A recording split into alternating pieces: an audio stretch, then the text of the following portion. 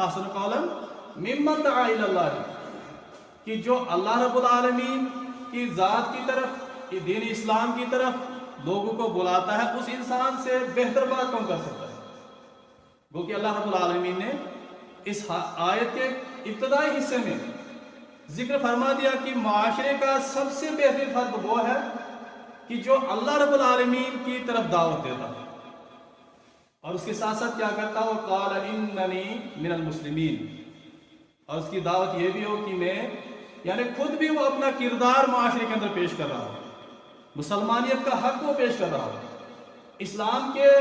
लवाजिमात को इख्तियार करते हुए इस दीन की दावत को दे रहा है।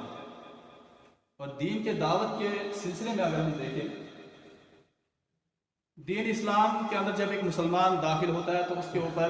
यानी कलिमा शहादत के जरिए से जब वो इस्लाम में दाखिला लेता है तो दावत के हवाले से 3 चीजें उस पर लाजिम है। दावती मैदान 3 चीजें अहम तरीन है जिनको एक मुसलमान